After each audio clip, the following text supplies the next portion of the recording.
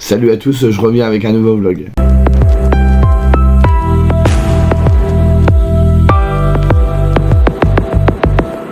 Donc nous sommes le lundi 20 février, ça fait quelques jours que je ne suis pas venu mais je n'avais pas fini ma lecture. J'ai mis quelques petits jours à la lire. Donc je vais venir vous en parler, vous parler de 3 autres choses. Alors attendez que je ne dise pas de bêtises. On va commencer par le début, ce sera mieux. Donc j'ai terminé Mémoire de la forêt, les souvenirs de Ferdinand Taub de Michael Brun-Arnaud aux éditions L'École des loisirs, que j'ai lu en lecture commune avec Margot, Bohémienne Librairie, et Stéphanie, des Chroniques de Lully. Ce fut une très bonne lecture. J'ai passé un très bon moment avec un objet livre qui est absolument formidable. Pour vous résumer un petit peu l'histoire, on suit Archibald Renard qui est libraire dans une forêt. Je ne sais pas si la forêt a un nom. Est-ce que la forêt a un nom? Je ne pense pas. Donc voilà, il vit dans la forêt, il tient une librairie, et en fait sa librairie est constituée de livres écrits par les animaux de la forêt. Donc ça peut être, je sais plus qui c'est qu'il y avait, un livre de recettes, de cuisine, je crois que c'est d'une chouette ou d'un hibou, attendez que je vous dise pas de bêtises. Et là en l'occurrence, il a également dans sa librairie un livre sur les mémoires d'outre-terre de Ferdinand Taub. Ferdinand Taub revient dans la librairie pour emprunter son propre livre ou l'acheter, je ne sais plus exactement, pour une raison bien particulière, je ne vous dis pas laquelle. Manque de bol, quand il arrive un petit peu trop tard, juste quelques minutes avant, Archibald a vendu son livre à quelqu'un d'autre, mais il ne sait pas qui c'est parce qu'il est occupé à discuter avec un client, donc en fait il a servi d'autres clients sans faire attention à qui c'était. Et du coup quand Ferdinand arrive, il se retrouve un petit peu le bec dans l'eau si j'ose dire, même si une taupe n'a pas de bec.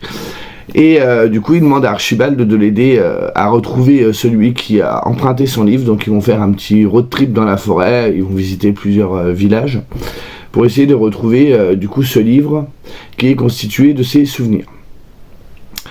C'est un roman, je dirais, pour un public de 10-12 ans, parce que même si c'est écrit très gros, si c'est illustré par Sano ou Sanoé, je ne sais pas comment ça se dit, faut quand même avoir un petit parcours de lecteur. Faut pas lire ça, ou alors vous pouvez le lire à quelqu'un de plus jeune, mais il faut l'accompagner, quoi. Vous pourrez pas lui faire lire. En plus, voilà, un enfant, quand on lui montre ça, c'est quand même, il y a 300 pages.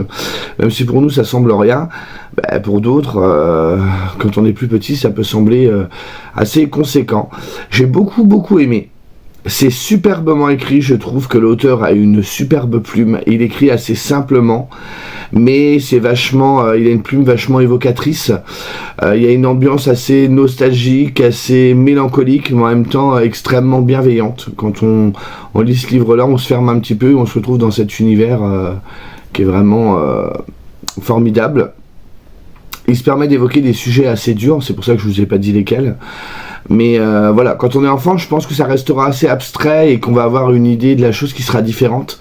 Donc quand on est adulte, on va pas avoir la même lecture. Je trouve que c'est un livre qui peut parfaitement être lu par des adultes, la preuve je l'ai lu, mais qui peut vraiment être lu par un adulte à un enfant, et du coup tout le monde y trouvera son compte en fait, que ce soit le parent ou l'enfant, même une tante, un oncle, enfin bref, vous voyez ce que je veux dire.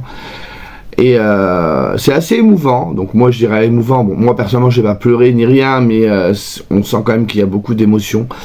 Il a un talent aussi, je trouve, pour évoquer des choses qui peuvent paraître compliquées à expliquer. Il le fait avec une simplicité et une justesse. C'est juste, franchement, j'ai pas de mots. C'est pas trop long, c'est pas trop court. Sur le coup, quand l'histoire commence, je me dis mais il va écrire quoi pendant 300 pages? Et en fait non, on s'ennuie pas un seul instant. C'est fait avec beaucoup d'amour. Et bon, il y aura bien évidemment des thématiques assez universelles comme l'amour, l'amitié, vous voyez, ce genre de choses. Mais franchement, moi je l'avais acheté pour l'objet livre parce que je trouvais que l'objet livre était formidable. Et les dessins, je vous en ai déjà montré, je vais vous en montrer un autre, mais les dessins sont absolument magnifiques. En plus, je sais, bon, bien évidemment ça se passe dans la forêt, donc vous avez beaucoup d'arbres et tout ça, mais je trouve qu'il y a un côté, même dans les couleurs, d'assez champêtre. C'est l'impression que j'ai eue. Donc les illustrations se marient très bien avec le texte. En plus, les illustrations viennent porter à l'image certains passages du livre. Et du coup, l'enfant, quand il va le lire, ça va l'aider du coup à imaginer les choses. Ça va vraiment lui donner une base en fait. Parce que c'est vrai que quand on est enfant, on a toujours plus de mal à s'imaginer parfois. Mais extrêmement bienveillant, je trouve que ouais, le talent qu'il a avec des phrases assez simples, je trouve que c'est ce qui est le plus dur à faire, d'évoquer des choses assez dures. Tous les sujets ne sont pas forcément faciles à aborder, mais il le fait ouais, avec simplicité. Et du coup, l'enfant va pas décrocher en fait, il comprendra les choses qu'on lui explique sans forcément aller chercher plus loin, bien évidemment il sera enfant, mais du coup ça peut même être assez intéressant quand t'es enfant, que tu lis ça, que tu le relis des années plus tard, tu peux le relire en ayant gardé un bon souvenir, mais en le redécouvrant en fait le livre, donc c'était vraiment vraiment bien. Il y a le tome 2 qui doit être sorti au moment où je vous parle, que je me procurerai aussi, mais franchement je m'attendais pas autant aimé. Je m'attendais pas à ce que ce soit aussi bien, dans le sens où, vous savez, des fois il y a des lectures jeunesse où j'ai l'impression, alors c'est pas méchant quand je dis ça, mais les auteurs ils s'amusent un petit peu à... Ils s'amusent, c'est pas la phrase. Bon. J'ai été interrompu, je viens d'aller promener Joy, j'ai profité qu'il faisait super beau, franchement on avait un ciel bleu, du soleil, il faisait pas trop froid, on sent que les beaux jours arrivent petit à petit, ça fait plaisir. On arrive au printemps, moi c'est ma saison préférée. L'hiver, l'automne, je suis pas fan du tout. L'été il fait trop chaud, je ne supporte pas non plus. Le printemps c'est l'idéal. Et du coup elle était dehors depuis un petit moment, elle ne m'embêtait pas. Au moment où je commence à tourner, bien évidemment madame veut rentrer. Bon bref, elle est rentrée, elle est là. Donc je vous disais, oui, parfois je trouve que les romans jeunesse ont tendance un peu à... Comment je pourrais dire ça sans être méchant ? À s'adresser au jeune public, mais à leur parler comme si les enfants étaient bêtes en fait. J'ai pas d'exemple en tête, c'est vraiment un avis général. Et je trouve que là, mais pas du tout en fait, l'auteur il arrive avec des phrases bien construites et il prend vraiment pas l'enfant pour quelqu'un d'idiot. Et au pire des cas, si l'enfant il a certaines choses qu'il n'arrive pas à comprendre, il demandera à ses parents ou à ses amis. Tu fais quoi, Joy ? Ça y est ? Elle voulait dormir dans son espèce de tapis là, mais alors elle va le faire traverser la pièce, bref. Elle veut me voler la vedette, vous vous rendez compte ? Bref, j'ai passé un super moment. Si vous hésitiez, vous dites c'est du jeunesse, ça va pas le faire et tout, allez-y, franchement c'est vraiment bien. Moi, c'est que mon avis, hein, mais c'est vraiment vraiment bien. Bon, ça reste bien évidemment du jeunesse, les personnages ne vont pas être non plus creusés de fou, mais il y a quand même... quelques trucs qui sont amenés et du coup qu'on soit jeune lecteur ou un lecteur plus âgé, on peut y trouver notre compte et l'objet livre reste formidable. Le seul petit hic, encore une fois c'est personnel et c'est vraiment un détail, le livre est pas assez souple. J'osais pas trop l'ouvrir, j'avais peur de le casser, donc je lisais comme ça et c'était comme ça et c'est un truc qui m'agace, donc du coup je l'ai fait un petit peu traîner parce que j'avais pas mon confort de lecture. Oui, je peux être casse-pied. Bref, donc ça c'était cool. Là j'avais dit aujourd'hui que je lisais ça, le tome 6, parce que j'aurais dû lire le tome 6 entre les deux dernières lectures, je l'ai pas fait parce que j'ai récupéré les filles en cours de route. Bref, je vais essayer de le lire aujourd'hui, bon, une bonne bête, on verra bien. Et après j'ai une lecture commune qui n'est pas encore commencée, donc je vous montre pas le livre tout de suite parce que je ne sais pas quand est-ce qu'on la commence, parce que ma partenaire m'a dit qu'elle n'était pas encore prête, donc je vais voir. Si jamais, là on est lundi, je vous ai dit, si elle n'est pas prête d'ici demain, je vais peut-être le commencer, elle me rejoindra, hein. C'est parce que j'aimerais bien lire ce livre-là et en lire encore un autre avant le mois de mars. Parce qu'après, au mois de mars, j'ai un planning de dingue. Je me suis engagé sur plein de trucs. Si j'y arrive, j'aurai de la chance. En plus, derrière ça, il y a d'autres trucs qui sont imbriqués dedans. Je vous laisse... je vous en parlerai en temps et en heure, mais c'est Laurent encore. J'ai dit, non, mais moi, je fais plus de lecture commune. Moi, maintenant, je vais y aller en mode détente. Et en fait, ah, tu veux faire ça ? Oh, bah oui. Et ça ? Oh, bah oui. Voilà. Et je suis vite submergé. Bref, c'est moi. Sinon, j'ai fait une grosse bêtise aujourd'hui. Je devais lire ça. Et je ne sais pas pourquoi, ne me demandez pas. Ah, on a eu l'automne, on a eu l'hiver, le printemps arrive, donc qui dit printemps dit on va plus dehors et tout. Moi j'adore, parce que quand c'est le printemps, j'adore lire dehors, quand les températures le permettent. Et j'ai rallumé ma PS4. Je ne sais pas pourquoi, ça faisait des mois que je n'y avais pas touché. Je viens de la rallumer et j'ai commencé à jouer à un jeu que j'ai au moins depuis au moins 2 ans. Oui, je me permets d'en parler, on est en vlog, donc je me dis que je peux parler un petit peu de tout, je ne me définis pas que par la lecture. Et du coup, j'ai commencé à jouer à un jeu qui est sorti il y a quelques années quand même, j'ai pas les dates. Enfin, il a dû sortir sur PS2, il me semble. C'est Shadow of Colossus de Fumito Ueda. Donc c'est un livre qui avait quand même marqué l'histoire du jeu vidéo à l'époque, parce que c'est très très beau. Là ils l'ont refait, donc c'est sur PS4, ça a été remasterisé, c'est très beau. Où en gros, alors j'ai plus le nom des personnages, on a un jeune homme qui vient déposer dans un temple une jeune fille Donc je crois que c'est dans les terres interdites. Et cette jeune fille, c'est sa bien-aimée, elle est morte. Et il veut la ressusciter. Et pour la ressusciter, il doit invoquer, alors je sais pas si c'est des espèces de dieux, je ne sais pas avec qui il parle, on n'entend que les voix, on les voit pas. Et ils lui disent, c'est faisable, mais il faut que tu tues 16 titans. Et du coup, on se retrouve confronté à des... Bah nous, on est comme ça, et puis vous avez les titans qui sont immenses. Et il faut les tuer pour pouvoir, je sais plus, invoquer un dieu ou quelque chose comme ça. Et ramener sa bien-aimée. Donc j'ai commencé à jouer à ça, c'est absolument sublime, que ce soit la musique, que ce soit les décors, que ce soit l'histoire, je trouve ça superbe. Ça fait vraiment très fantasy, c'est vraiment vraiment beau. D'ailleurs, ce créateur Fumito Ueda avait sorti également The Last Guardian, c'est le dernier jeu qu'il avait sorti que j'avais beaucoup aimé, avec une amitié entre un petit garçon, un espèce de chien ailé, c'était un chien avec un bec. Enfin, je vous mettrai les images, les visuels. Et j'avais joué il y a très longtemps à Ico. Et Ico, je vous en avais déjà parlé, c'est pour ça que j'ai pris les bouquins pour vous montrer. C'était sorti chez Inis, je les ai pas encore lus. J'avais trouvé en solde chez Gibert à l'époque les livres qui reprennent la trame du jeu vidéo. Donc vous aviez le tome 1 et le tome 2, où on suivait un petit garçon qui essaye de sauver une petite fille. On les voit juste ici. Donc le petit garçon a un petit casque avec des cornes et il essaie de sauver cette petite fille. Je me rappelle plus vraiment de tout, mais en plus je trouve que dans l'univers de Fumito Ueda, c'est qu'il n'y a pas forcément des dialogues et tout, mais c'est beaucoup une ambiance et sans vraiment faire parler ses personnages, il arrive à évoquer beaucoup de choses. C'est très poétique, la musique est très belle aussi, donc il y a un côté très cinématographique. Et j'aime beaucoup ce que fait ce monsieur. Je sais pas s'il est en route sur un autre jeu, parce que je suis vraiment pas calé sur le sujet. Oh là là, vous voyez tout le bazar là. C'est mes BD Buffy, il y a des livres que je dois mettre sur Vinted. Bref, on s'en fiche. Et du coup, voilà pour les petites nouvelles. Autre petit truc avant que je vous laisse, parce que je vais vous laisser là, je vous ai déjà parlé d'un livre. Entre le moment où j'ai tourné mon dernier bilan lecture et l'envie de faire des vlogs où je me sens plus à l'aise, j'ai des titres en attente à vous parler, donc je vous en parlerai parce que c'était des très bonnes lectures.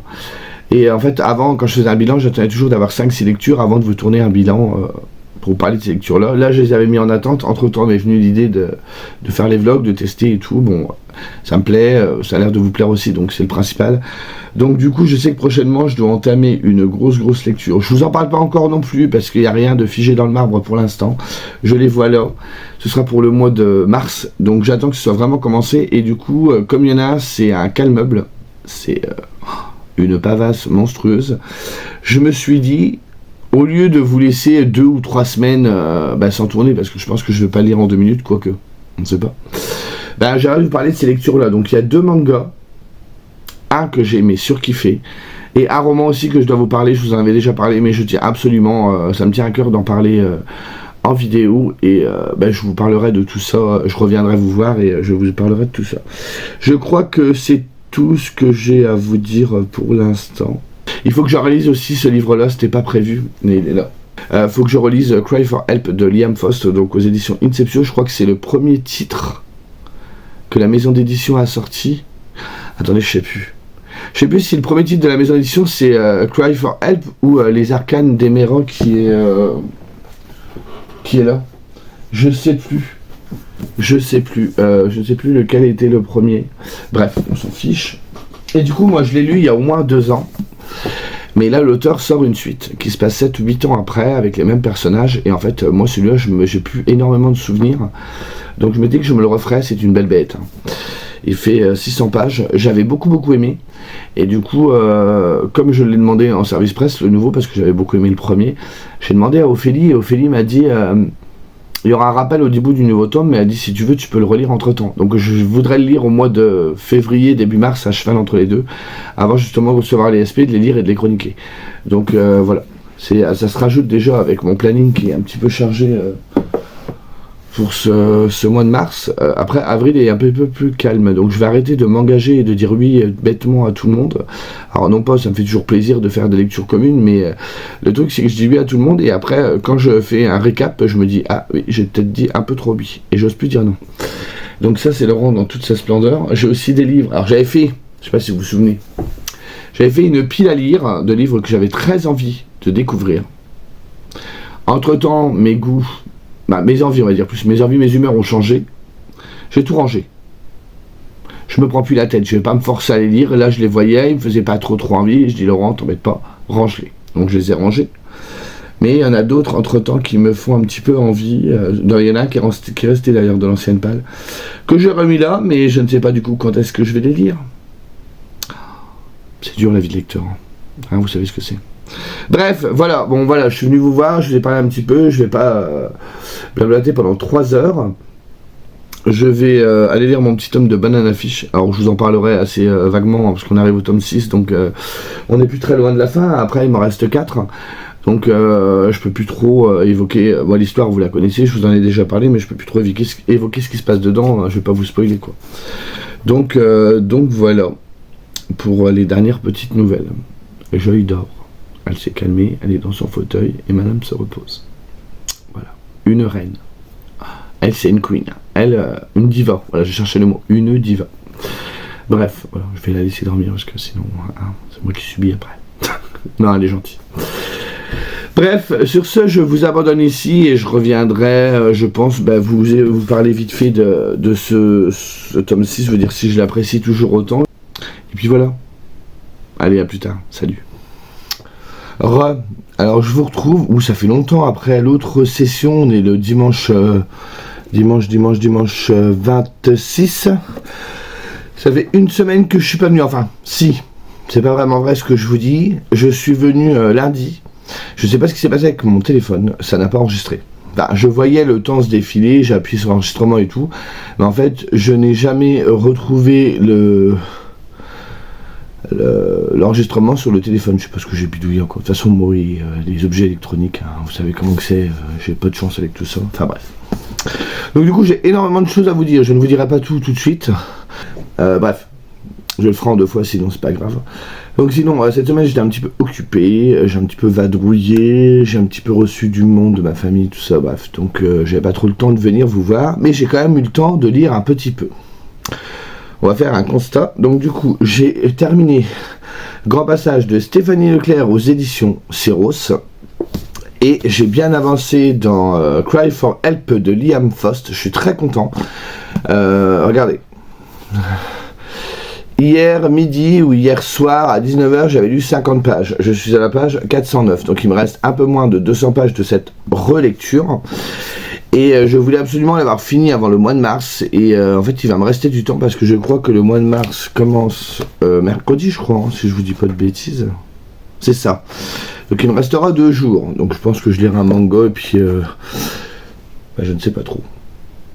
On verra bien.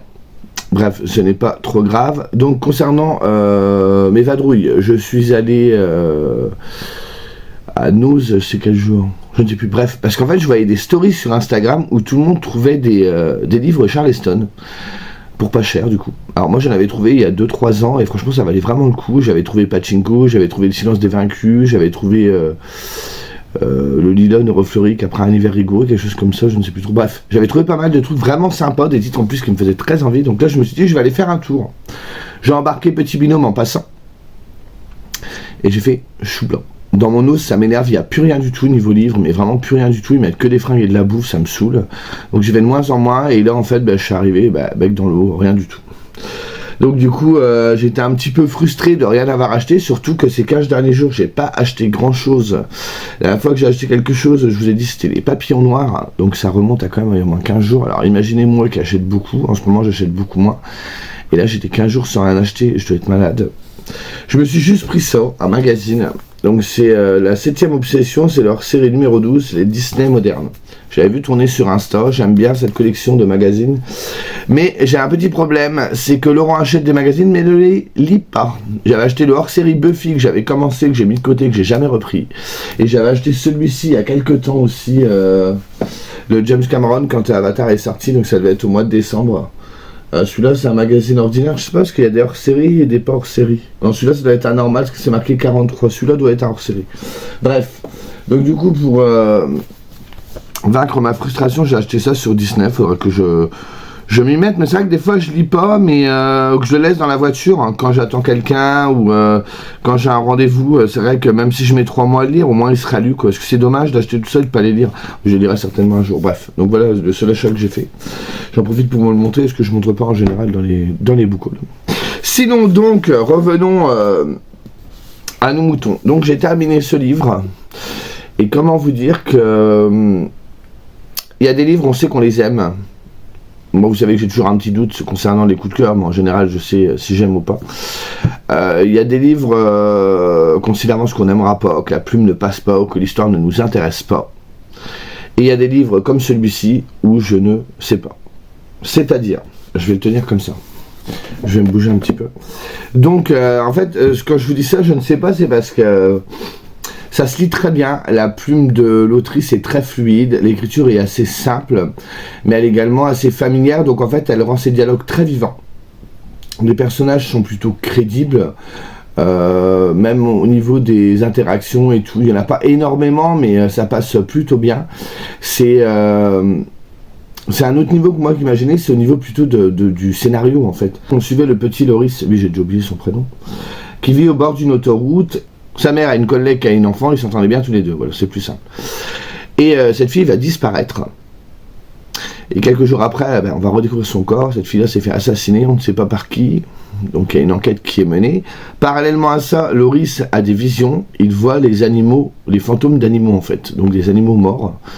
Mais il voit aussi, sans savoir pourquoi, du jour au lendemain, son grand-père, qui est décédé également, et il voit dans sa cuisine et il comprend pas trop ce qui se passe. Il dit putain, je vois encore un fantôme quoi. Qu'est-ce qui se passe avec moi et tout. Bref, à côté de ça, donc vous avez l'enquête policière qui va être menée par rapport à rechercher le tueur de cette fille qui s'appelle Lali, je crois. C'est ça, ouais. Mais en fait, pour être crédible, l'autrice, à aucun moment, elle ne fait participer Loris à l'enquête. Loris, il a 14 ans, je crois. Donc ça paraît crédible. C'est vrai qu'il y a des scénarios où vous commencez à vous dire, ouais, le gamin il a 14 ans, il mène son enquête et tout, il manque de mourir, c'est un peu gros. Là, pas du tout, en fait. C'est la toile, c'est un petit problème qui est là, mais une trame de fond, si on veut. Et du coup, on va plutôt les voir sur le plan émotionnel, comment ils réagissent à tout ça. À côté de ça, on suit Loris, du coup, qui pose des questions qui se pose des questions sur lui-même. Donc, il arrive à un âge, c'est fini l'enfance, on arrive vraiment dans l'adolescence, 14-15 ans, on est en plein dedans. Et il se pose des questions, notamment vis-à-vis de sa mère, tout ça, parce que lui n'a pas de papa. Et il cherche à savoir qui est son père. Sa mère ne lui répond pas trop, elle reste vague, mais je comprends qu'à son âge, on veut savoir ce genre de choses. Et sinon, c'est tout. On suit la vie de Loris avec les petits tracas qu'il y a à côté, le fait qu'il va vivre un décès et qu'il va être confronté à la mort directement. Et en fait, sinon, on va suivre Loris tout le long de façon sur son quotidien qui est assez banal au final. Mais je me demande, j'ai réfléchi, je me demande si l'autrice derrière, elle ne veut pas nous montrer que dès qu'on arrive à l'adolescence, donc vous savez, ce grand passage, si on veut, c'est l'intermédiaire entre enfance et adulte. Donc on est vraiment dans le moment charnière où c'est là où, pour tout le monde je pense, je pense que la plupart du monde a vécu ça comme ça, on n'est plus vraiment un enfant, mais on n'est pas vraiment un adulte. Vis-à-vis de nos parents, sur certains points, on va être considéré comme un adulte, sur d'autres, on va encore nous considérer comme un enfant, et nous on se retrouve un petit peu le cul entre deux chaises, et on se dit mais on fait quoi? On est quoi en fait? À côté de ça, on commence à se rendre compte aussi que la vie n'est pas tout beau, tout rose. Quand on est enfant, on se pose pas de questions. Et quand on devient adolescent, on se dit, je fais quoi? Je me rends compte que la mort peut venir me chercher demain, que la vie, elle est cruelle. Je pense qu'il y avait tout ce petit mélange-là qui était présent dans ce livre. Et arrivé à la fin, je trouve qu'elle ne répond pas forcément à toutes les questions. Est-ce que c'est à nous de trouver les réponses? Peut-être. Mais ça finit de façon un petit peu abrupte parce que ça s'accélère d'un seul coup. Bon, il y a un truc dedans. Je dirais pas que je l'avais deviné, mais je me suis fait la réflexion. Donc quand c'est arrivé, j'étais pas vraiment surpris, encore une fois. Mais ce n'est pas un thriller. C'est du young adulte, même assez noir, je trouve, pour du young adulte.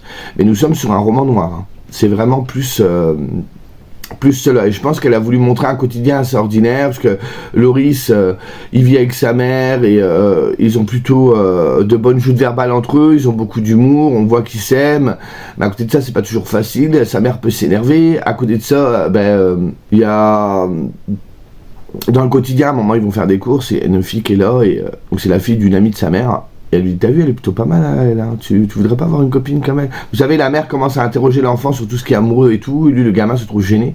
Donc on retrouve toutes ces thématiques-là, mais au lieu de les énoncer clairement, elle les glisse dans le récit, et elle raconte une histoire, et il faut vraiment que ce soit à nous de voir les choses. C'est plus implicite, voilà, c'est ce que je voulais dire, c'est plus implicite. Donc c'était bien, mais moi il y a quand même des choses qui m'ont gêné. Et le truc, c'est que comme je ne sais pas si j'ai aimé ou pas aimé, je sais que c'est un livre dont je vais me rappeler. Après, ce n'est pas une hyper bonne lecture, c'est pas, je sais pas, le conseiller, j'en sais rien, faites-vous votre avis, je peux pas vous dire, allez-y, c'est trop bien, j'en sais rien du tout. Mais il y a de bonnes idées quand on y réfléchit, après c'est à nous d'aller chercher un peu plus loin et d'avoir un peu de réflexion, mais c'était... Ouais, il y a des trucs que ça va pas, il y a des trucs qui m'ont quand même gêné, je trouvais que c'était un peu trop facile. Mais voilà, c'était pas non plus une mauvaise lecture, je l'ai lu assez vite, et c'était quand même plaisant.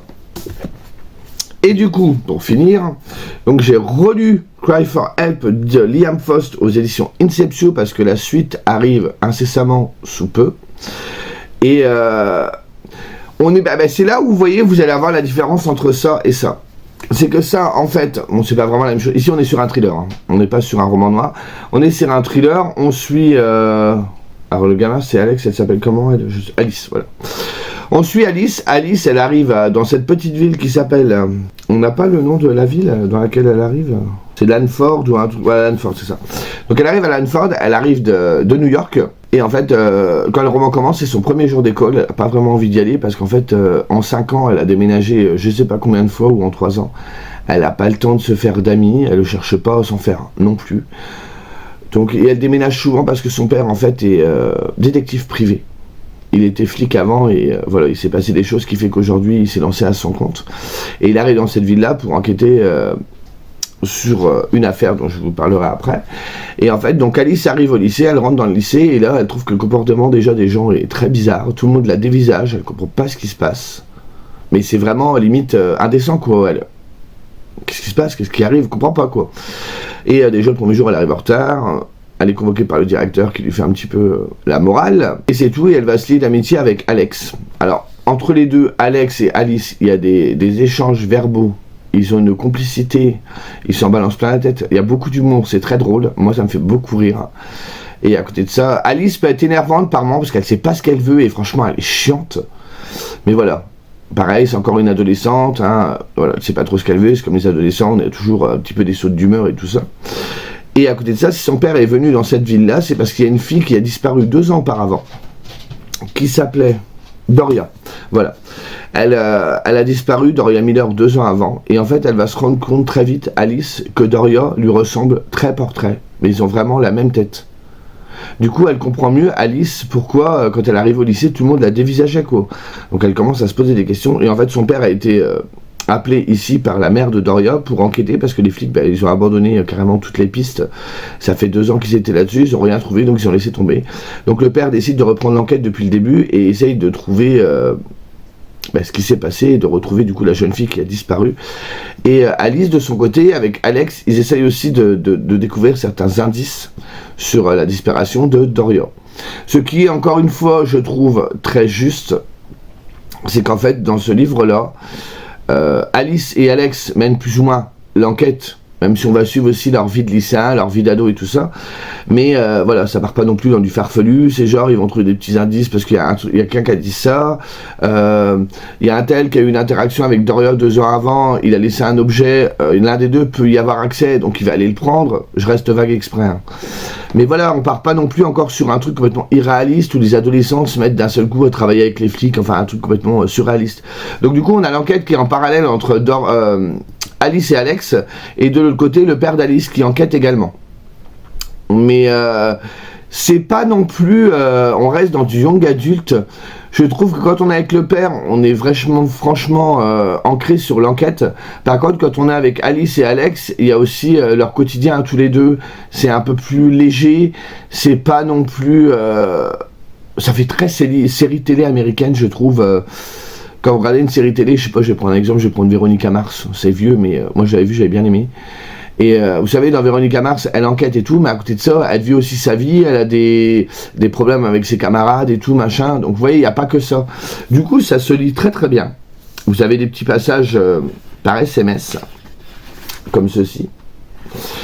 Il y a beaucoup de dialogues, donc même si c'est écrit petit, faut pas avoir peur. Franchement, ça se lit, mais hyper bien. Et moi, relecture, mais j'ai vraiment adoré. Bon, je me souviens plus ou moins de la fin. C'est un petit peu flou. Donc comme ça, quand je vais le relire, je mettrai bien les idées en tête.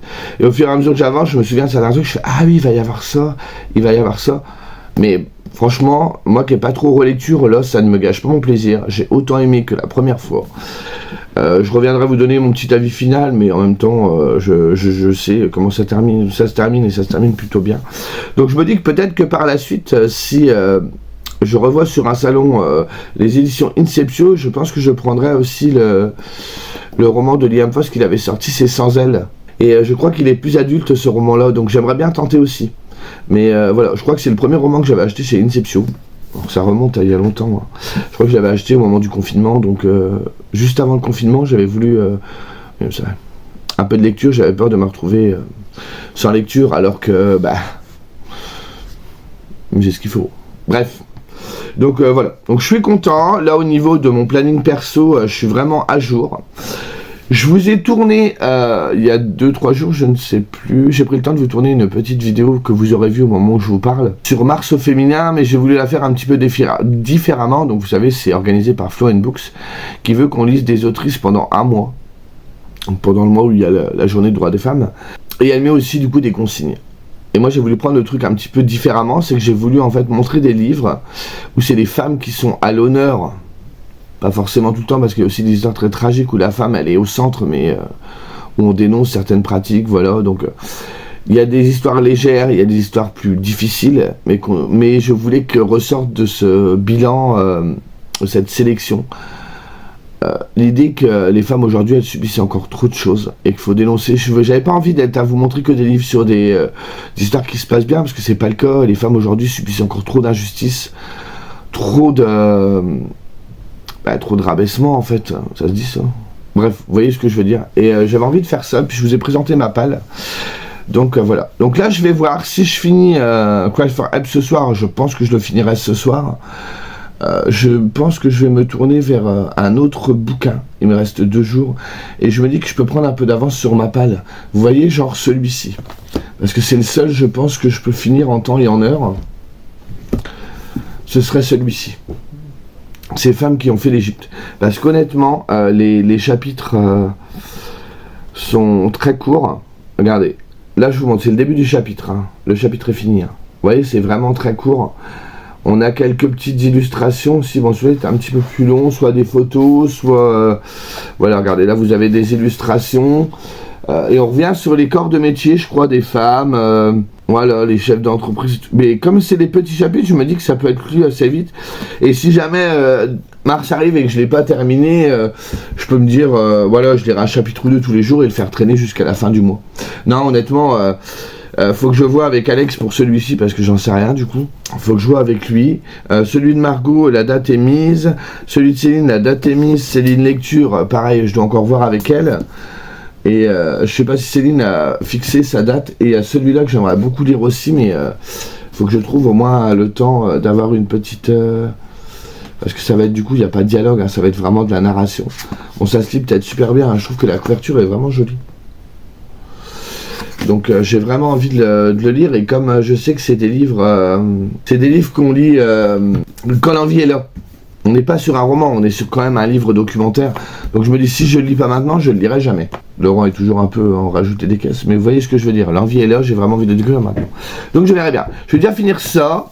Je vais vous en reparler, je verrai si le vlog est assez long ou pas, et sinon j'aimerais vous reparler d'une autre lecture pour finir le mois de... j'ai regardé aussi des séries, j'ai joué à certains jeux vidéo, je viendrai également vous en reparler ces jours-ci, si en même temps que j'arrive à vous parler de ma lecture, ce sera plus simple. Sinon je vais partir dans tous les sens. Je vous laisse ici, et je vous dis à plus. Hello, je reviens, ça fait un petit moment que je suis pas venu, on est le jeudi 2 mars, ouais c'est ça. Et je suis pas venu voir depuis le week-end dernier, si je... Ouais, je crois que c'est ça. J'étais en train de dire Cry for Help, je crois. Je l'ai pas sous la main, donc au pire je vous mettrai l'insert. Je l'ai terminé, j'ai beaucoup aimé, c'était une relecture vraiment sympathique, j'ai passé un super moment, je l'ai bouffé. Franchement le dimanche je l'ai terminé, il me restait 200 pages je crois. Et ouais, j'ai adoré. Voilà. J'ai même préféré la première fois parce que du coup, je connaissais plus ou moins l'histoire. Et il y a quelques éléments qui se passent sur la fin du récit. La première fois, j'avais été un petit peu chafouin avec la fin. Et en fait, là, je l'ai relu. Et en fait, non, bah, c'est bien en fait. Et du coup, le seul défaut qu'il y a à ce livre, c'est que je veux la suite tout de suite. Mais c'est pas encore pour tout de suite. Vous, au moment où vous verrez cette vidéo, j'aurai certainement déjà le livre à la maison. Mais là, actuellement, je ne l'ai pas encore, donc il faut que j'attende. Donc ça m'ennuie fortement. Mais bon, c'est pas grave, je suis paré pour découvrir la suite des aventures d'Alice et d'Alex. Bref, je vous disais, donc j'ai commencé à lire La cave de Natasha Preston au livre de poche jeunesse. Donc c'est un livre où Alex m'a rejoint, m'a proposé de faire une lecture commune. Donc Exceptional Diaries, faut que je vous mette son lien en barre d'infos, son lien Insta et puis sa chaîne YouTube. Bref, on a commencé à lire tous les deux avec Alex et malheureusement je suis toujours un aussi mauvais partenaire de lecture commune, je l'ai abandonné. Je suis allé jusqu'à la page 180 et des brouettes, je ne sais plus. J'ai arrêté à la fin d'un chapitre. J'ai dû m'arrêter là. Donc j'étais à peu de choses près. Il fait 400 pages, j'étais un petit peu avant la moitié. J'ai abandonné. Pourquoi? Parce que je trouve que c'est pas crédible. Je n'ai pas du tout accroché. Donc en gros, dans cette histoire, on suit une jeune fille qui s'appelle Summer. Et au tout début du récit, elle se fait enlever par un mec. Le mec la séquestre dans une cave où elle va retrouver 3 autres filles. Et du coup, Summer, il la renomme Lila. Et les 3 filles qui sont en captivité avec elle portent tous des noms de fleurs. Elles ont chacune un prénom normal, mais elles doivent porter ce nom de fleurs. Donc il y a Iris, il y a Rose et il y a Violette. Et Summer est dévastée, hein, elle est séquestrée par un taré. Elle comprend pas trop ce qui se passe, elle veut essayer de se sauver. Il y en a une partie des filles qui sont pour elle et qui se disent ouais, faudra qu'on se barre et tout. Et il y en a une autre partie qui dit écoute, Shrato, fais pas de vagues, fais ce qu'il te dit et tu survivras. Sinon il va t'arriver des bricoles. Et on suit du coup leur quotidien et tout, entre guillemets, de temps en temps les chapitres, ça alterne avec le point de vue par exemple du copain de Summer qui cherche après, ou alors du ravisseur, on en apprend un peu plus sur son passé, mais j'ai trouvé que moi ça m'a pas fait, mais pas fait du tout, et j'ai plus envie de me forcer sur des livres, quand ça ne va pas, j'arrête. Donc Alex a fait le choix de continuer, on me racontera la fin. Mais en plus, quand j'ai terminé, ça allait pas, parce que Alex c'est comme moi, hein, il est dans le même avis que moi, il aime pas plus que ça, mais il préfère le terminer, donc voilà. J'ai été voir les avis sur Livre Addict, et coup de cœur, c'est trop bien, super thriller, et là encore une fois j'étais là, mais pourquoi moi ça marche pas? Et en fait, j'ai tellement de choses à lui reprocher. Je trouve que déjà le début on était d'accord avec Alex là-dessus, c'est qu'on découvre le personnage principal, Summer, et au bout de 3 pages, elle se fait déjà enlever. On nous a à peine présenté le personnage, donc on n'a pas le temps de s'attacher à elle, qu'elle se fait enlever, qu'elle arrive dans la cave. On nous présente les autres filles, c'est pareil, ça va pas dans le détail. Du coup, moi, je n'avais aucune empathie pour les personnages, mais quand je vous dis aucune empathie, c'était l'encéphalogramme plat, hein. J'en avais mais rien à faire. Le tueur, je le trouve pas très crédible parce que c'est Jean qui rit, Jean qui pleure. Jean qui rit, Jean qui rage, on va dire. C'est tout va bien, puis d'un seul coup il pète une pile pour une connerie et il se met à hurler sur les gens et 2 secondes après tout revient normal. Enfin c'est trop. On a l'impression qu'il a que 2 émotions. Vous voyez ce que je veux dire? Les filles, elles sont interchangeables et la psychologie elle n'est pas du tout travaillée. Du coup tu peux pas dire je préfère ce personnage que celui-là. C'est que en fait on sait rien sur elle. Donc voilà, les scènes sont redondantes, c'est toujours la même chose, qui se répète et qui se répète, ils pensent qu'à bouffer, ils passent leur temps à manger. En plus c'est des œufs, donc moi ça a commencé à m'écœurer, j'adore les œufs, hein, mais là dans le bouquin ça a commencé à me lever le cœur. Et après, oui, on suit un petit peu Trèfle, et je pense que dans la suite, d'après ce que m'a dit Alex, on va découvrir en fait le pourquoi du comment il est comme ça, mais non. Après, j'ai su d'autres choses, je vais pas vous en parler, je vais pas vous spoiler si vous voulez le découvrir, hein, c'est pas parce que moi j'ai pas aimé que vous n'aimerez pas, mais il y a des incohérences. Alex me tient au courant au fur et à mesure qu'il lit, il me dit qu'il y a des incohérences, donc il m'explique pourquoi, et il a raison en plus. Donc du coup, ça ne l'aura pas fait. J'ai l'impression, donc c'est de la jeunesse young adulte, j'ai l'impression qu'à travers ce titre, l'autrice a voulu aborder un sujet assez grave, donc tout ce qui va être enlèvement, captivité et tout. Je n'ai vu à aucun moment de la prévention. Je trouve que c'était important d'une façon ou d'une autre de caler de la prévention ou ce genre de truc. Et il n'y en a pas. Enfin, moi, je ne l'ai pas senti. Qu'est-ce que je voulais vous dire d'autre aussi? Et il y a des moments où on a l'impression qu'elle part dans un truc assez noir, assez glauque. Hein, on est quand même sur un sujet sensible. Et qu'elle va écourter certains moments.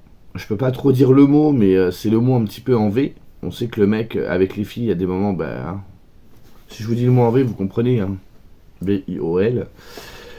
Et du coup, elle en parle, elle ne décrit pas les scènes, bien évidemment, mais du coup, je trouve qu'un gamin qui a 12-13 ans qui lit ça, je pense que ça peut être assez violent. Moi, perso, j'ai des nièces, j'ai une nièce qui a 20 ans et l'autre qui en a 17 ou 18 je crois. Oh, l'oncle qui est vachement courant. Et même ma nièce qui a 13 ans, enfin, lui, aucune des trois, je leur ferais lire ça, quoi. C'est mal amené, du coup elle essaye d'aller dans le glauque, après on a l'impression qu'elle se rappelle, qu'elle se dit, on va peut-être pas y aller là. Donc on va écourter, on va juste évoquer la chose.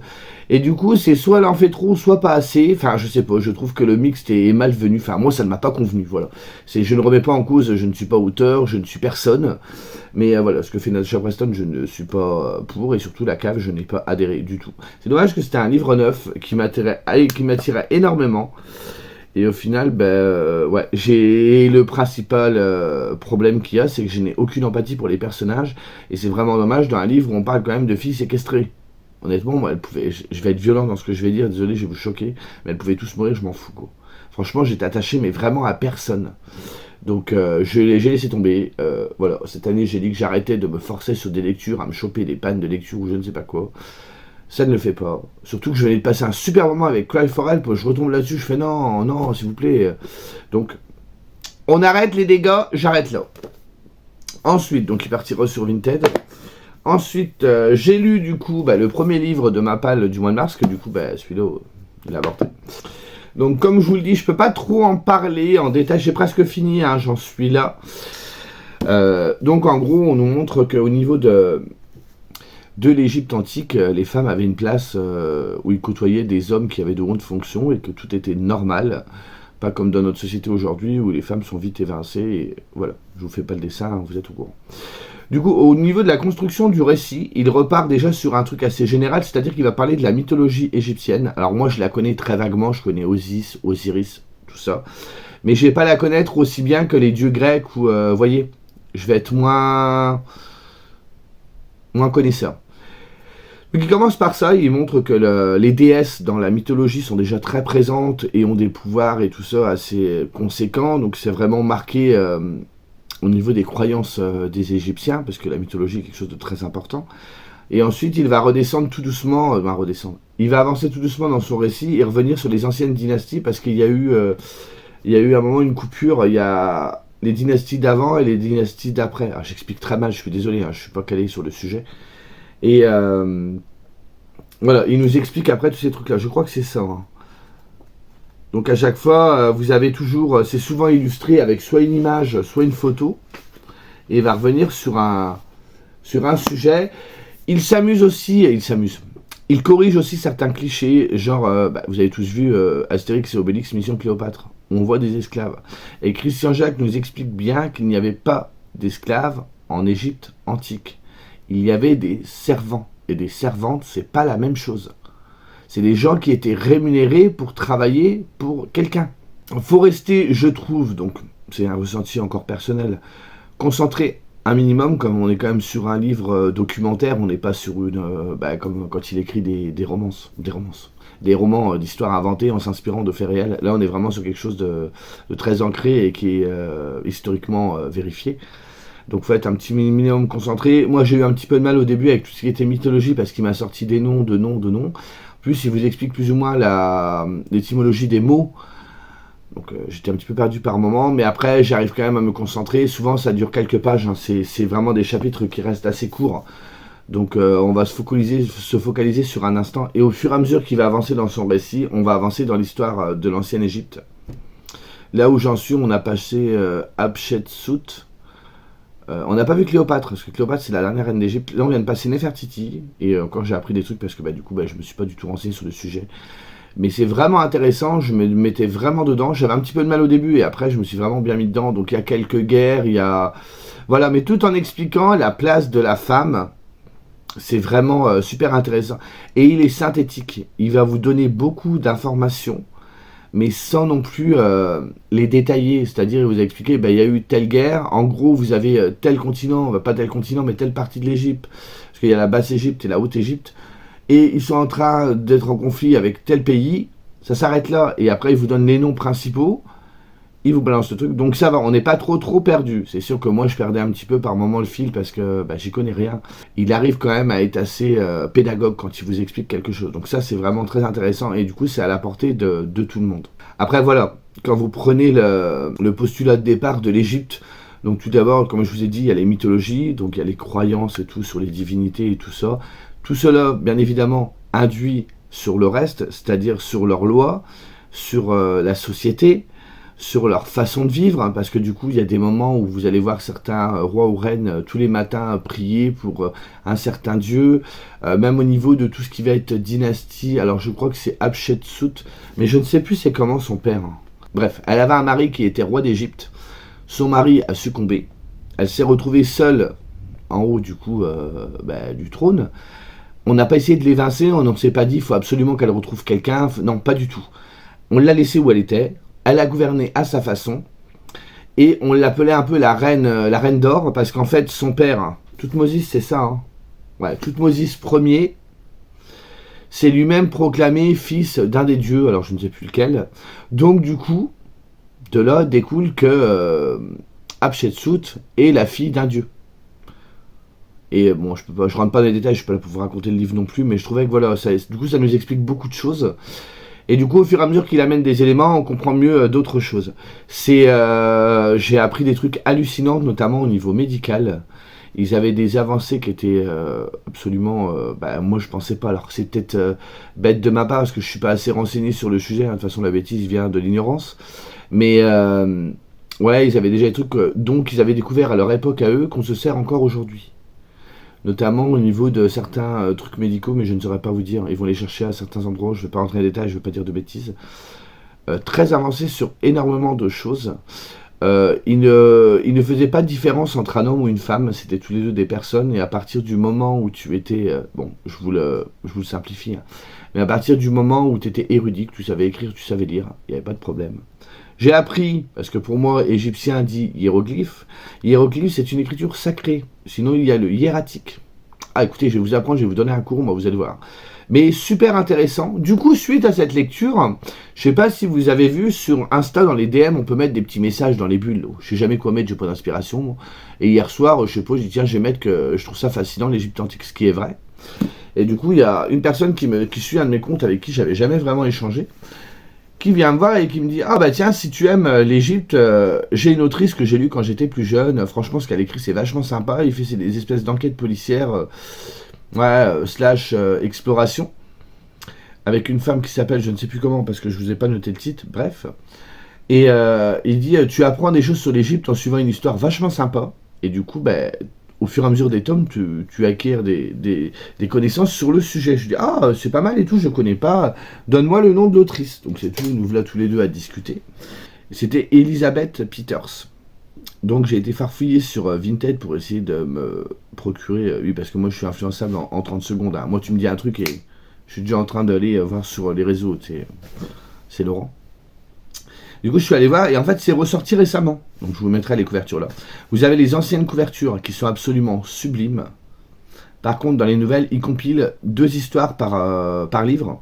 Donc, il y a déjà 2 tomes de sortie. Le 3e sort au mois de juin. Le premier, c'est, je ne sais plus, le crocodile au bord du Nil, je ne sais pas trop quoi. Donc, du coup, j'ai vu une annonce sur Vinted où la femme vendait les 2 pour le prix là. En fait, elle les vend 8 € le tome, et à la base, il vaut 14 ou 15 €. Et du coup, là, comme elle vendait les 2 premiers, ça revenait à 14 €. C'est comme si j'allais en magasin et que j'en avais un gratuit. Donc, je l'ai pris. Et du coup, ça me rend très curieux de découvrir ces histoires qui, je pense, peuvent se lire très bien. Je ne sais pas si après, je referai dans l'ancienne version, parce que l'ancienne version, vous avez dû les voir. Hein, les couvertures sont absolument magnifiques. Il y a 18 ou 19 tomes, je ne sais plus. Ah, si, je les ai notés, je vous dis des bêtises. Alors, j'ai pas le nom de l'héroïne, mais j'avais noté le nombre de titres. Donc, il y en a 19. Le dernier n'a pas été traduit. Et le premier tome, c'est un crocodile sur un banc de sable. Donc voilà. je vais attendre que ça arrive et tout ça, et puis faut que je me calme, parce que là j'étais sage, et là j'ai glissé, j'ai fait des boulettes. Donc il y a ça. Quand je vais sur le Red With Me de Céline Candichai, elle parle tout le temps, elle me dit Laurent, faut que tu lises Philippe Besson, arrête avec tes mensonges. Je crois que c'est ça le titre, je ne sais plus. Bref, quelque chose comme ça. Le film est sorti au cinéma. Et Céline, elle me dit je pense que t'aimeras et tout, mais faut que tu le lises et tout, c'est trop bien. Ah, donc je vais sur Vinted, je l'ai trouvé, bien évidemment. Je l'ai pris. Et j'ai passé une petite commande sur le site de la maison d'édition Black Ink, parce qu'il y a Céline Lecture dernièrement qui a lu Animaux Nocturnes, qui est en 3 tomes. Et elle a parlé du premier tome, et moi c'est un truc un peu thriller avec des serial killers et tout. Je dis, oh, ça peut être pas mal. Bien évidemment, ça reste une maison d'édition de romance, mais là c'est sous un autre angle en fait, et je suis très curieux de tenter. Donc j'ai passé une commande de ça. Donc là j'ai dit, ça y est Laurent, tu t'es bien amusé, maintenant faut se calmer, il faut refermer les vannes. On n'est pas là pour ça. Parce que j'avais dit qu'au mois de février j'avais été sage, il faut que je continue sur ma lancée. Surtout qu'au mois de mars, quand on y pense, est-ce que j'ai besoin d'acheter des livres? Concrètement, non. De façon thérapeutique, si. Moi, ça me fait du bien. Mais sinon, non, j'en ai pas besoin. J'ai encore pas mal de titres à lire. Là, je vais, avec un peu de chance, je l'aurai fini ce soir, parce que j'ai pas encore lu aujourd'hui. Je vais le finir ce soir. Et après, j'ai celui-ci à lire. Je vous l'avais déjà dit. Je vais peut-être me répéter, hein, mais vous savez, moi, je vois pas les séquences comme vous. Vous allez les voir d'affilée.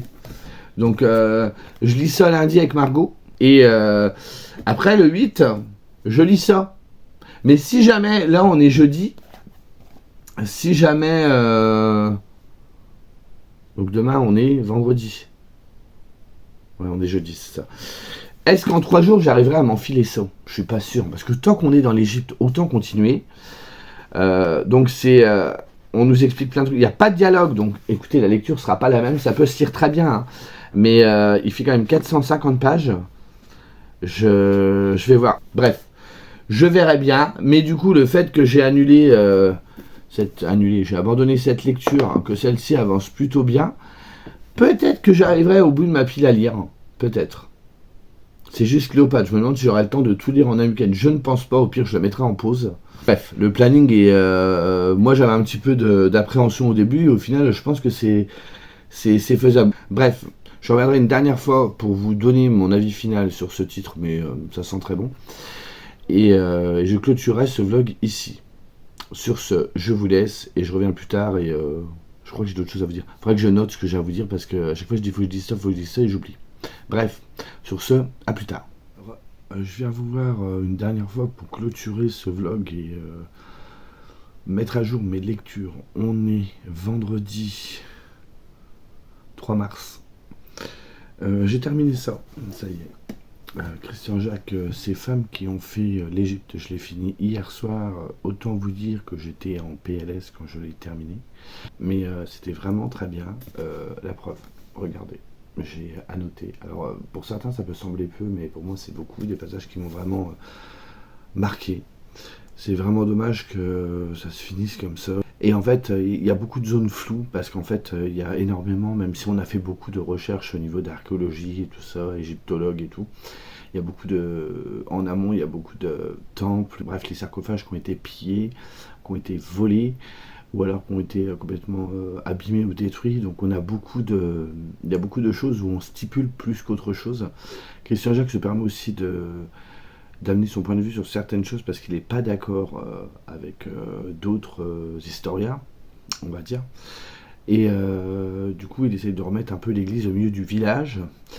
Et du coup, il y a certaines données qui sont plus ou moins erronées et qui du coup rentrent dans l'inconscient collectif. Et du coup, c'est pas bien parce que du coup, on a des croyances sur certaines choses qui sont absolument pas vérifiées. Et il a dit un truc qui m'a énormément choqué. C'est qu'il y a des historiens, ils n'ont pas vraiment les tenants et les aboutissants de certaines choses, alors ils font à leur sauce. À quelle heure?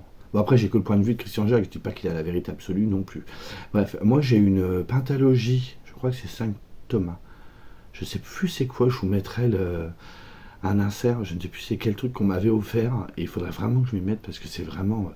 Il a une écriture, je trouve, qui est très immersive.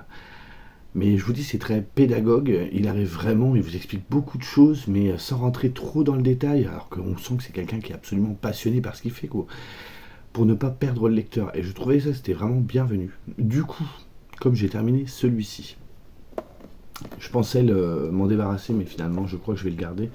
Et peut-être que si un jour j'ai plus de bagages, je le relirai peut-être. Peut-être que je m'y repérerai mieux, mais franchement, il faudrait vraiment que j'étudie le sujet parce qu'il y a énormément de choses dont il nous parle. Du coup, j'ai commencé dans la foulée Cléopâtre.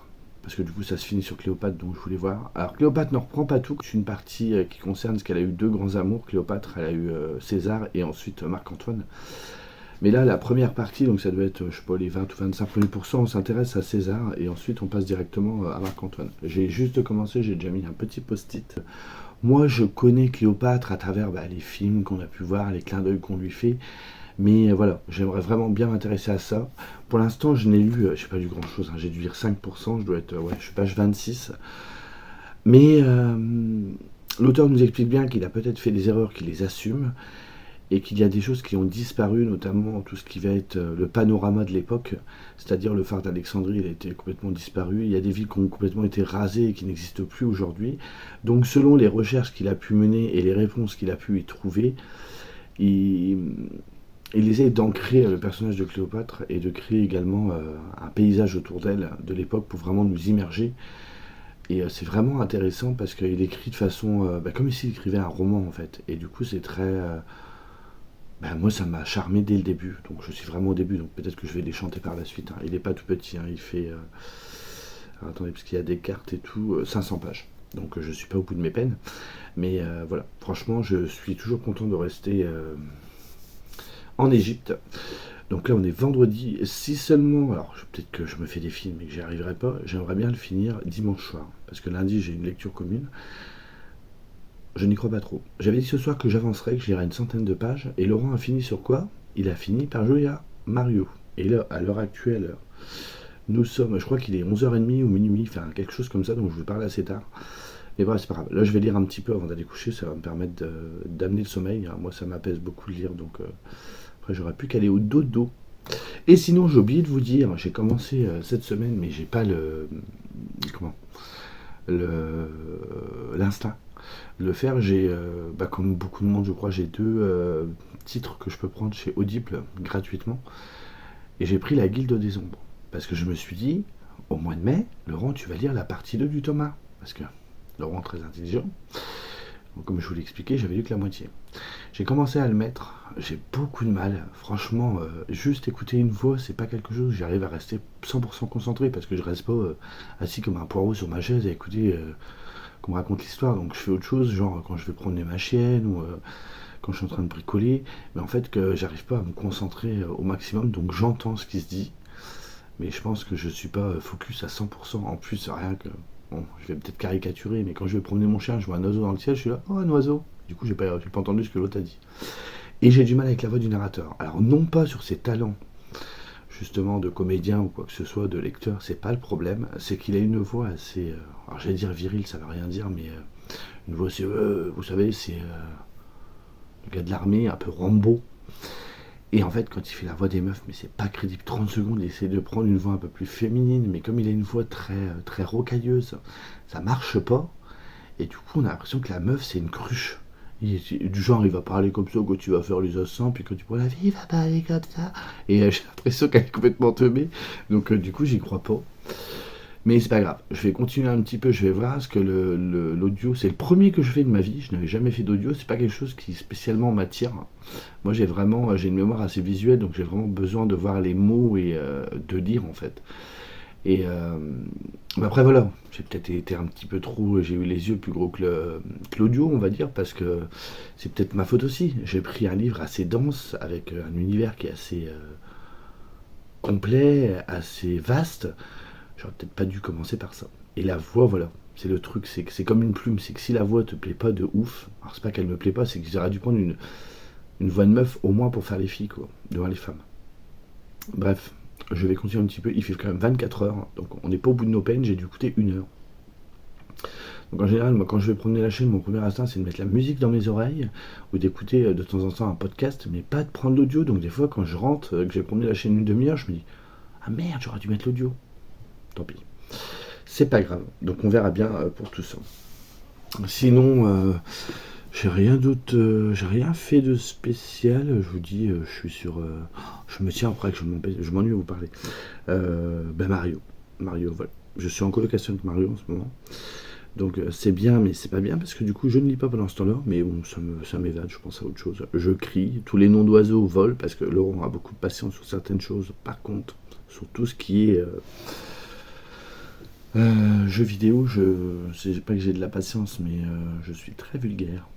Donc je m'énerve assez vite. Et du coup, Mario, il était rhabillé pour l'hiver, je peux vous le dire, hein. Pour l'hiver prochain, il a un dressing qui est blindé. Voilà, voilà. Sur ce, je pense que je vous parlerai du coup de Cléopâtre la prochaine fois. Je vais m'arrêter là. J'espère que ce petit vlog vous aura plu. Mais Laurent n'a toujours pas fait son truc Vinted. Flemme de ouf. Mais flemme de quoi, Laurent? Tu prends 3 livres, tu prends 4 photos et tu mets sur Vinted et c'est fait. Je me fatigue, je vous jure, il y a des moments où j'en peux plus de moi. Mais bref, on doit faire avec, hein. J'ai pas choisi, voilà. Bref, voilà, sur ce, voilà. Faites une petite prière pour moi pour que j'ai fini Cléopâtre dimanche soir. Là, je vais essayer. J'aimerais bien, si possible, sans que le sommeil m'accompagne, finir la partie où j'en suis. Alors, attendez, je vais vous dire ça. On attend. Le crépuscule d'une république. Donc le chapitre se finit page 71, je suis page 26. Si je pouvais arriver à la page 71, ce serait très bien. Dans un monde où tout serait parfait, j'aimerais bien arriver à la page 121, mais faut pas rêver. Je ne pense pas que j'irai jusque là. Bref, je vais voir, ça veut dire qu'il faudra que je lise 100 pages. J'aurais peut-être dû m'y mettre avant, moi je m'excite à la dernière minute, comme d'habitude. Mais bref, écoutez, heureusement que là je vous parle et que le téléphone est en hauteur, parce que c'est mon bureau, c'est un bordel sans nom, il y en a partout. Inadmissible. Bref, sur ce coup-ci, parce que je vous dis, ça fait 10 minutes que je vous dis au revoir, et puis au final, je vous raconte tout et n'importe quoi, tout le monde s'en fout.